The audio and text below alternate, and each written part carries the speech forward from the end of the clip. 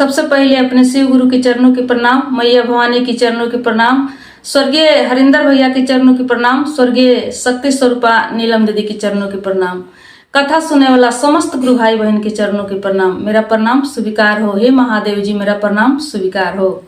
आए गुरु भाई बहन, आज के कथा के नाम बा कि एक गिलास दूध का दान लाखों का बचत। आए बड़ा सुंदर एकदम ज्ञानवर्धक कहानी बा कि एक गिलास दूध लाखों के बचत दान कैला से, एक गिलास दूध से कैसे भई रहे, कथा के माध्यम से सुनी। कथा के माध्यम से सुनी कि दिल से मन से जब कुछ दान कैला तो उ दान आवेला समय में लाखों करोड़ों के मुनाफा लेके आवेला, कुछ बचत करेला, लेकिन थोड़ा समय लगेला, इंतजार करे के पड़ेला। ताइन निस्वार्थ रूप में जे कोनो अदला बदला मन में ना सोच के यदि दुखी आदमी के, एकदम लाचार असहाय जरूरतमंद आदमी के कुछ जरूरत पड़ला पर दान करता, ताई उ दान के फल का मिलता।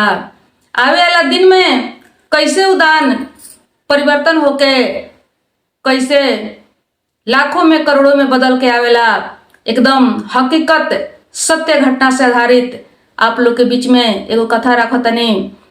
ई कथा आप लोग जरूर सुनी, काहे कि कोनो भी कथा कहानी के रीजन कथा के लास्ट में आवेला।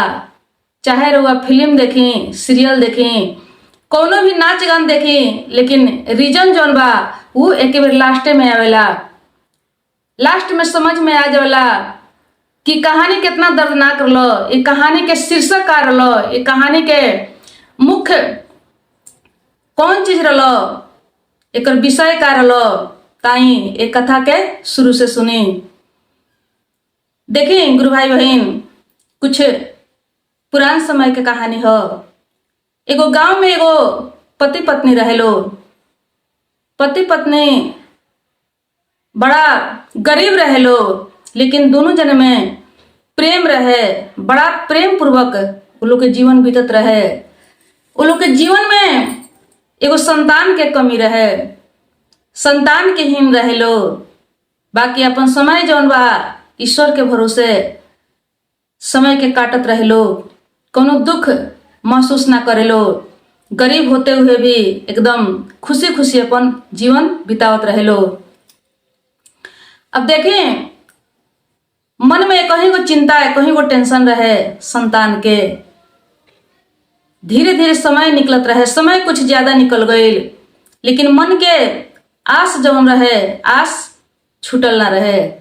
आस भगवान के ऊपर लागल रहे कि हे भगवान, एगो संतान यदि हमने के हो जाइत, बेटा या बेटी, तो हमने के बुढ़ापा के सहारा बन जाइत।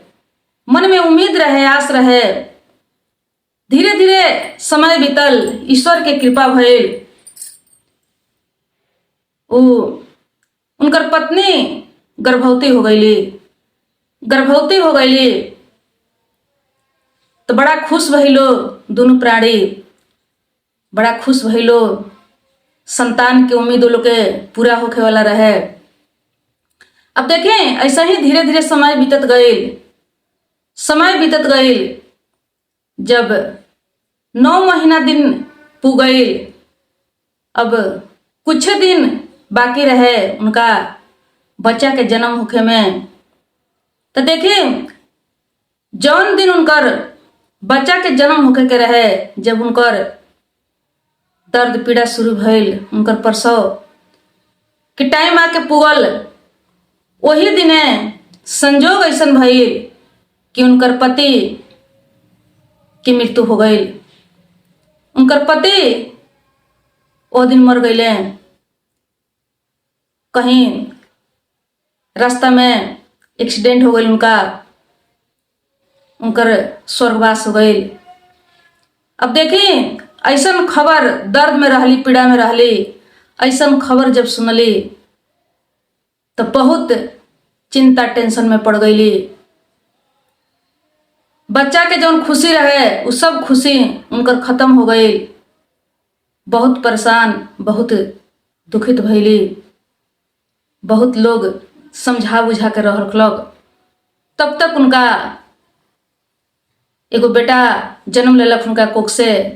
बेटा कोख से जन्म लेलक, लेकिन उनका कोई वो संतान के खुशी ना रहे, कोनो मतलब ना रहे। काहे कि उनकर पति गुजर गईले। कहीं कहीं दीदी ऐसन होखेला, कहीं कहीं ऐसन होखेला। ई सत्य बात बा। ऐसन ऐसन बहुत देखे के सुने के मिलल बा। तो देखें, बच्चा के जन्म से पहले उनकर बाबूजी गुजर गईले। बाबूजी गुजर गईले। अब मतारी वो बच्चा के लेके हरदम दुखी, हरदम निराश रहस। लेकिन बच्चा के तो पोसे के पड़ल। बच्चा के वो अपना पोसे लगली। कहीं कहीं मेहनत मजदूरी करके केहू के घर में कैसहू करके अपना बच्चा के पोसे लगली। पोसते पोसते लड़का के कम से कम 10-11 साल के कर लेली। 10-11 साल के जब लड़का हो गईल तो संजोग ऐसन भइल कि उनका माई के बीमारी हो गईल। माई जब बीमार पड़ गईली तो माई के लागल कि अब हम बचे वाला नहीं थी। काहे कि कोई देख रेख करे वाला ना रहे, कोई दवा इलाज करावे वाला ना रहे। बच्चा रहे तो छोट रहे, गरीबी रहे, कोनो सुविधा ना रहे। माई के लागल कि अब हम बच्चे वाला नहीं थी। तो माई अपना बेटा से बुला के कहली कि ये बेटा देखो, यदि हमें दुनिया में ना रहे तो तू केहू के आगे भीख मत मंगिह। केहू के अगाड़ी तू अपन हाथ मत पसरिह। मेहनत मजदूरी करके तू अपन गुजारा करिह, लेकिन कोई के आगे हाथ मत पसरिह, भीख मंगिह। तू अपन स्वाभिमान जौन बा मत छोड़िह, आय अभिमान कभी मत अपनइह। वो अपना बेटा के समझाओ तरी, संस्कार दे तरी, कह तरी, ज्ञान दे तरी कि ये बेटा तू अपन स्वाभिमान जौन बा छोड़िह जन, आय अभिमान के अपनइह जन। कभी भी दुनिया में, इस जीवन में रह के अभिमान मत करिह, अहंकार मत करिह, आ कोई के आगे अपन हाथ मत फैलइह, आ स्वाभिमान छोड़िह मत। उनकर माई उनका के संस्कार देली। संस्कार देके, सब ज्ञान देके वो स्वर्ग सिधार गईली। जब स्वर्ग सिधार गईली तो लड़का अनाथ हो गईल। लड़का जब अनाथ हो गईल, माई बाप दोनों उड़ा गईल। लड़का अनाथ हो गईल। लड़का के जीवन में बड़ा मुश्किल आइल। काहे कि कोई देखे वाला ना, कोनो धन संपत्ति कुछ ना। अब लड़का कि कई दिन भूखा रहे के पड़ जाए। माई के बात याद रहे। माई कहले रहली कि केहू के आगे हाथ मत पसरिह, भीख मत मंगिह, मेहनत मजदूरी करके तू अपन गुजारा करिह। और माई के बात याद करके कहीं कहीं घूम के केहू केहू के गाड़ी साफ कलेस, केहू केहू के बाग बगीचा में जाके पानी उनी डालस, केहू केहू के घर में द्वार दरवाजा पर शादी ब्याह के माहौल में झाड़ू उड़ू लगावस। ऐसा ही खोज खोज के अपन पेट पोसे खातिर कुछ ना कुछ करस। ऐसा ही कुछ करके अपन गुजारा करस। कुछ दिन के बाद ऐसन भइल कि 2-3 दिन तक ले उनका कोनो काम ना मिलल। कोनो काम ना मिलने के वजह से 2-3 दिन वो एकदम भूखा पड़ गईले। भूखा जब रह गईले तो 2 दिन के बाद उनकर हालत खराब होखे लागल। कोनो उपाय न रहे, कहीं उनका काम न मिले। सोचले कि कहाँ जाए, का करी। अब भूख के मारे वो घर से निकलले। घर से निकल के कुछ देर गईले तो उनके गांव में एगो बहुत भारी सेठ अमीर के घर रहे। सोचले कि उन्हीं के घरे जातनी, घर मालकिन से कुछ कह के मांग के दुकोरन के दाना मांग के आज हम खाएम, काहे की भूख बर्दाश्त नहीं होत। अब गईले जाके वो घर मालकिनी के दरवाजा जाके खटखटौले। दरवाजा को जब खटखटौले तो घर में से एगो मलकिनी निकलली। मलकिनी जब निकलली तो कहली कि बाबू का कहतर तू, जौन कहे के बतौन कह। अब जैसे लइका टिकाओ त कहे के कि माता जी हमरा बहुत जोर से भूख लागल बा, थोड़ा सा हम खाए के कुछ मांगता नहीं। जैसे अभी निकाला तो जबान पर ले आवता तब तक ओकरा माई के बात याद आ गई। माई के बात याद आ गई कि माई कहले बड़ी कि कोई के आगे हाथ नहीं के पसारे के, कोई से भीख नहीं के मांगे के, भूखे मर जाइ हो, प्राण गंवा दी हो, लेकिन भीख मत मांगी हो। माई के बात उनका याद आ गई। अब पूरा वचन अपन कहू ना सकले, तब तक बात के ऊ पलट दिले। कहले कि ये माता जी बहुत जोर से प्यास लागल बा, एक गिलास पानी हमरा के पिया देती तो बड़ा कृपा होइत। अब घर के मलकिनी जौन रहली अंदर गईली। अंदर जब गईली तो उनका एहसास भइल कि लइका भूखा बा, ई लइका भूखा बा, ऐसे कि एकरा तो घर में कोई बा ना, ई शायद लागता आज कुछ खैले पियले नहीं खे। अब गईली घर के मालकिनी गईली तो गिलास में उनका के एक गिलास दूध लिया के देली। एक गिलास दूध लिया के दे के कहली कि ये बेटा हई दूध तू पी लो। कहले कि माता जी हम तो पानी मांगनी हो, दूध काहे देतनी हमरा के। कहली कि ना हमरा घर में दूध बा, तू दूध पी लो। अब इनका भूख लगा रहे, दूध पी गईले, एक गिलास दूध ही पी गईले। लेकिन देखी दूध पियला के बाद इनकर माई के बात याद रहे कि भीख मांग के कभी नहीं के खाए के। अभी वो घर के मलकिनी से कहे लगले कि ये माता जी राउ दूध पियले बने, आ देखी ये दूध के बदले हमरा पास कुछ बाना देवे के, एकर कीमत चुकावे के। बोली हमरो खातिर का करी, ये दूध के कीमत तो चुकावे के पड़ल। तो कहली कि ना बेटा ऐसे काहे कहतर, ई दूध कोनो बिकाऊ थोड़ा ना बा, ई दूध हम बेचत नहीं खी। तू एगो बेटा के समान बड़, तहरा भूख प्यास लागल रलो, तहरा जरूरत रलो तो हम एक गिलास तहरा के दूध पिया देनी, एकर मोल हमरा ना चाही। लेकिन लइका जिद करे लगल, कहता कि ना माता जी कुछ ना कुछ ये दूध के कीमत हमरा देवे के पड़ी, ये दूध के कीमत हम चुकाएम तभी यहाँ से जाएम। लेकिन हमरा पास तो कुछ बाना, हम का करी, कौन उपाय करी। यदि रउआ कहते तरा और कोनो टहल हम कह के सधा देती, कोनो और काम होखे तो बताई हमरा के, ताकि ये दूध के मोल चुक जाए। लइका कहता तो कहली घर के मलकिनी कि देखो तू ऐसे काहे कहतर, ऐसे काहे बोलतर। अरे दूध कोनो बिकाऊ दूध ना हो, कोनो दूध के दुकान हमरा नहीं खे, हम ई दूध बेचत नहीं खी, ई तो तोहरा के प्यार से हम दूध पियोले बानी, तू काहे ऐसे सोचतर। कोनो बात नहीं खे, तू जा, ये दूध के कीमत ना चुकावे के पड़ी।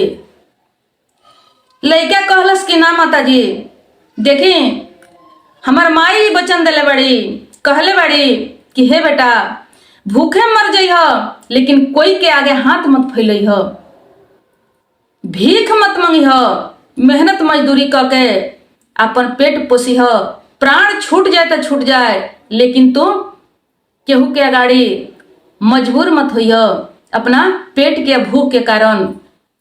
आ जिंदगी में तू अपन स्वाभिमान कभी मत छोड़ी हो, आय अभिमान कभी मत अपने हो। हमर माई कहले बाड़ी तो हम कैसे राउर दूध ऐसा ही पी ली, वो दूध के हमरा कीमत चुकावे के पड़ी। ये बात सुन के वो घर के मलकिनी बड़ा खुश भैली, प्रसन्न भैली। कहली कि वाह वाह रे आज्ञाकारी बेटा, अब वाह रे माई, कितना सुंदर संस्कार देले बड़ी कि भूखे मर जइह तो मर जइह, लेकिन भीख मत मंगिह, कोई के आगे हाथ मत फैलइह।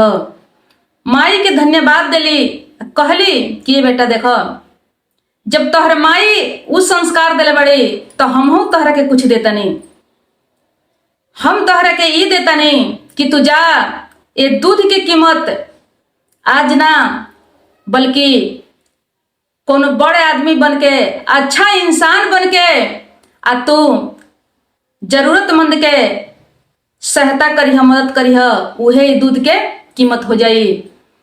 जैसे आज हम तोहरा के दूध पियोले बानी जरूरत पड़ला पर, वैसे ही तू कोनो जरूरतमंद के अच्छा इंसान बनला के बाद तूहू एक गिलास दूध पियह या मदद कर दिह, सहायता करिह, उहे दूध के कीमत चुक जाई। कह के उमलकिनी कहली कि जा, जैसे तू अपना माई के वचन के पालन करता रह, वैसे ही तू हमरो वचन के पालन करिह। इहे तोहर दूध के मूल बा, कीमत बा। वही दिने ये दूध के कीमत चुकता हो जाई, तू टेंशन न ल। अब वहां से उ लइका चल देलक। अइला के बाद वैसे ही खोज खोज के कुछ काम करे लागल। ई मलकिनी जौन रहली उ लइका के कोई से कह के काम दिवा देस, काहे कि उ सोचस कि लइका तो ऐसा ही केहू के हाथ से कुछ ली ना, बिना काम कैले। तो लइका के उ गांव के धनी मनी रहली, केहू से कह के उ लइका पर दया करके ओकरा के काम दिवा देस, काम मिल जाए। लइका पढ़बो करे, सरकारी स्कूल में पढ़े। पढ़ते पढ़ते गांव के स्कूल जौन रहे, गांव के स्कूल में पढ़ाई जब ओकर पूरा हो गई तो लइका कहीं बाहर चल गई।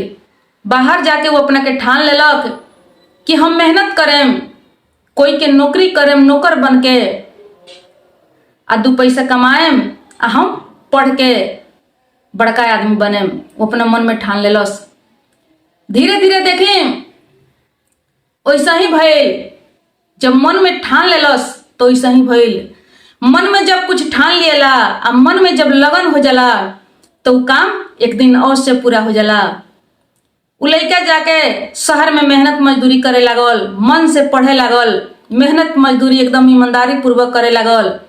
धीरे धीरे सफलता आयल। उ लइका एक दिन बड़ा आदमी बन गई। अब देखी बहुत दिन बीत गए। बहुत दिन बीतला के बाद अब का बनल आ कैसे वो अपना दूध के कीमत चुकौलक, आगे आई सुनी। अब कुछ दिन बीतला के बाद लमसम 25 बरस बीत गई। 25 बरस बीतला के बाद ई जौन घर के मलकिनी उनका गांव के रहली, जौन दूध पियोले रहली, उनका कैंसर की बीमारी हो गई। कैंसर के जब बीमारी हो गई तो उनकर बेटा अगल बगल में सगरो इलाज करौलक लो, लेकिन वो ठीक ना भइल। अब जब ठीक ना भइल तो अपना माई के लेके कहीं शहर में गइलो। शहर में गइला के बाद सबसे जौन बड़ हॉस्पिटल रहे कैंसर के, वही हॉस्पिटल में ले जाके अपना माई के लोग इलाज करावे लागल। इलाज जब होखे लागल तो माई के बीमारी जौन बा बहुत बड़ हो चुका रहे। डॉक्टर उनका के इलाज कैलक, भरना लेलक, भरना हो गईली। भरना भइला के बाद में उनकर इलाज होखे लागल, सुई दवाई चले लागल। बहुत महंगा महंगा सुई दवाई, बहुत महंगा इलाज रहे उनकर। इलाज होखे लागल।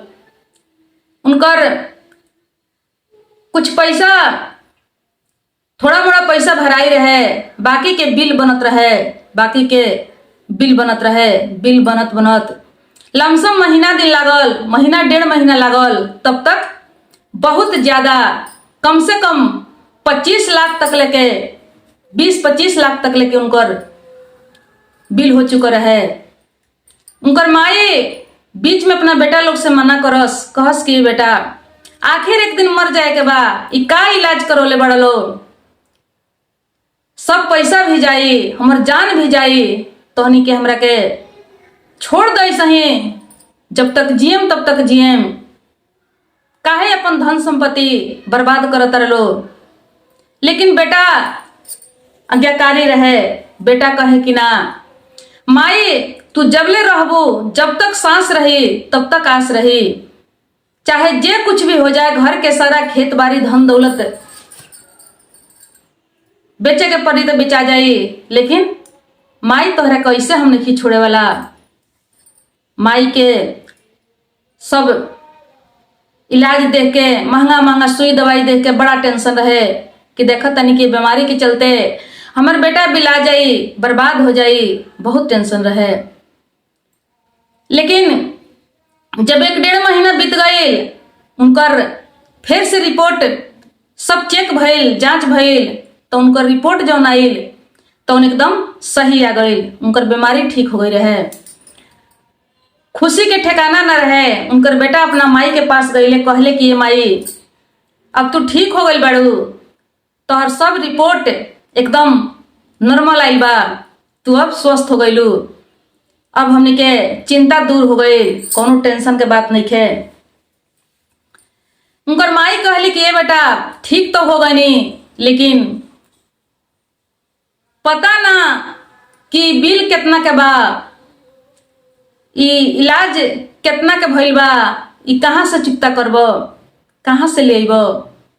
कहले कि माई तू चिंता मत करो, जौन हुई तौन देखल जाई, बिहान हमने के डॉक्टर से अपन हिसाब पहले पूछल जाई, अपन बिल मांगल जाई, कितना के बिल भइल बा, कितना हिसाब हमने के बुझावे के पड़ी, पहले बिहान हमने के डॉक्टर से हिसाब कल जाई।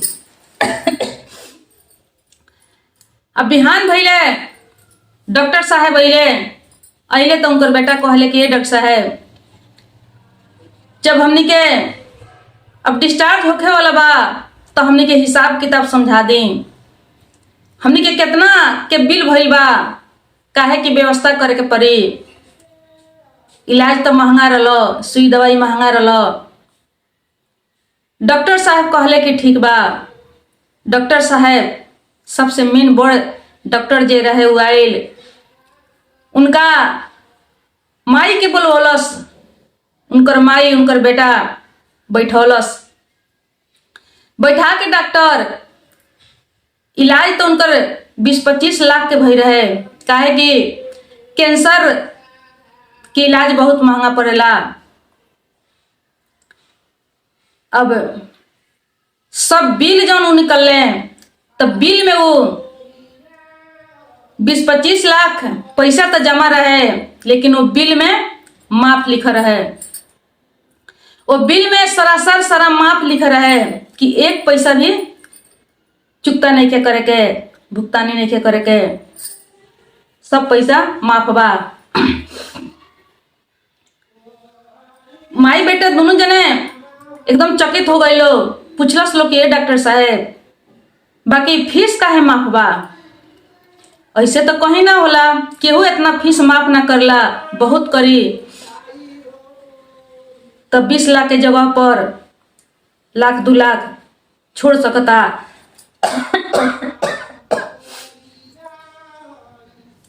डॉक्टर साहब कहले कि माता जी ई माफ 20 लाख 25 लाख राउर ऐसे भइल बा कि एक गिलास ये दूध के कीमत ह, एक गिलास दूध के मोल ह। कहले कि एक गिलास दूध के कीमत है माता जी, रउआ हमरा के नहीं पहचानत, लेकिन हम तो रउआ के पहचानत तनी कि रउआ हमरा के जरूरत पड़ला पर, जब 2 दिन से हम भूखा रहनी, उस समय में रउआ हमरा के 1 गिलास दूध पियोनी, आ जब हमरा और कीमत चुकावे के चाहत रहनी तो रउआ कहनी कि बड़े आदमी बन के आ कोनो जरूरतमंद के, कोनो लाचार दुखी के तू मदद कर दीह, वही दिन तोहरी दूध की कीमत चुकता हो जाए। लेकिन संजोग देखी हे माता जी कि जे हमरा के एक गिलास दूध पियोले रहे, आज वो कीमत, आज वो सहयोग, आज वो मदद उन्हीं के हम लागैनी, उन्हीं के कामे लागैनी। बड़ा भाग्यशाली बानी कि आज हम उन्हीं के कामे लागल बानी। इतना बात सुन के वो चकित हो गईली। चकित होके वो डॉक्टर के निहारे लगली, देखे लगली। कहतरी कि का बाबू तू उहे हुआ? कहले कि हाँ माता जी हम तो उहे लड़का हई, हम उहे हई। देखें, एक तो हमरा माई के संस्कार रहे और दूसर का राउर संस्कार रहे। ये दोनों माई के संस्कार से आज हम ये बहुत बड़ा आदमी बन चुकल बानी। हॉस्पिटल के सबसे मेन बड़ डॉक्टर हम हई।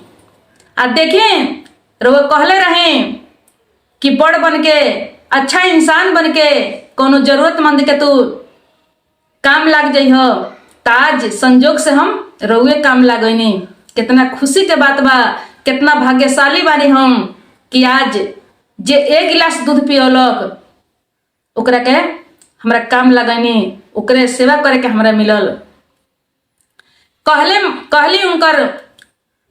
कहली उमलकिनी कि हे भगवान, हे विधाता, हम तो इस सपनों में ना सोचले रहनी कि एक गिलास दूध के दान के 20 लाख 25 लाख के बचत हो जाई। सच में ही साबित हो गई कि दान के कईल एक न एक दिन जरूर लौट के आवेला। मन से, दिल से जे जरूरतमंद के दान कर देला, कुछ ओकर पेट भर देला, ओकर भूख प्यास मिटा देला, ओकर उ पुण्य के काम जौन बा एक न एक दिन ओकरा जीवन में लौट के जरूर आवेला।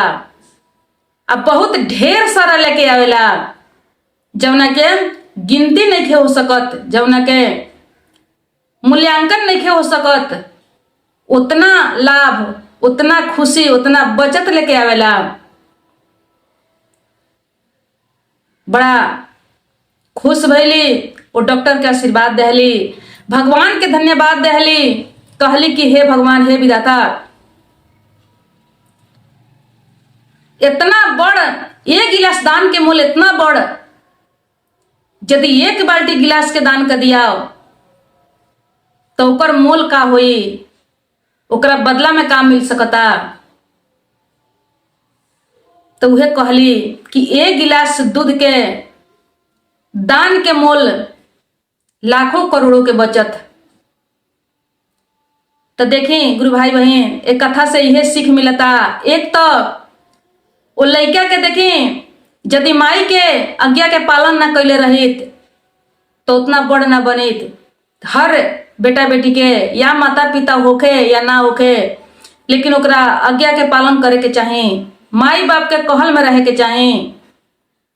दूसर का बात कि जरूरतमंद के सहायता जरूर करे के चाहे। कभी भी अपना द्वार पर से भूखा दुखी लाचार के ऐसे ही लौटावे के ना चाहे। ना कुछ होखे तो कम से कम एक गिलास पानी तक जरूर कोनो भी भूखा प्यासा के दें। घर में जौन सूखा रूखा होके जरूर ओकरा के दे दें, ओकर भूख प्यास जरूर मिटा दें। केहू के भूख प्यास जब मिटेला तो आत्मा के शांति मिलेला। जब आत्मा के शांति मिलेला तो वही आत्मा से बहुत सुंदर आशीर्वाद मिलेला। भूख ऐसा चीज है दीदी, भूख इतना चंडाल हो, प्यास इतना चंडाल हो कि जब ये भूख प्यास मिटेला, जब मन शांत होखेला तो बड़ा खुशी अनुभव होला। ये मन के बहुत आनंद मिलेला। तो जब मन के आनंद मिलेला, खुशी के अनुभव जब होला तो वही दिल से, वही आत्मा से आशीर्वाद मिलेला। और वो आशीर्वाद फरेला, वो आशीर्वाद जरूर मिलेला। तो चली आज के कथा समाप्त भइल। कभी भी दुखित आदमी के दुख देख के दिल में थोड़ा सा रहम करें, दया करें, इहे वो असली धर्म। कितनो पूजा पाठ कर जाई, दिल में दया ना हुई, रहम ना हुई, दुखिया के दुख ना बुझल जाई, तो कितनो पूजा कर जाई, कोनो धर्म अपनाओ जाई, कुछ काम लागे वाला नहीं है। तो देखिए ये गिलास दूध के दान लाखों के बचत कैलक। तो ऐसे ही हमने के जरूरतमंद के, दुखी के, असहाय के सहाय करे के बा, रक्षा करे के बा। तो चलिए प्रणाम, नमस्कार, हर हर महादेव।